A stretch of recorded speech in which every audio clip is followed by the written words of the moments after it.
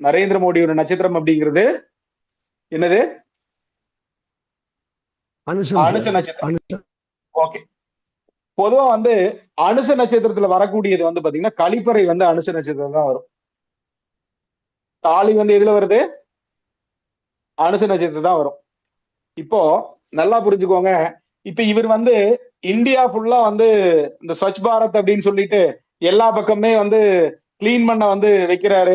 ஒரு சுத்தமா வைக்கிறது அந்த மாதிரி எல்லாம் இருக்கு இல்லையா? அதெல்லாமே வந்து இந்த அனுச நட்சத்திரத்துடைய தன்மை தான். இந்த துப்புரவு பணி இந்தியா ஃபுல்லா வந்து எப்படி சொல்றது? கழிப்பறை வந்து மானியம் கொடுத்தாரா இல்லையா?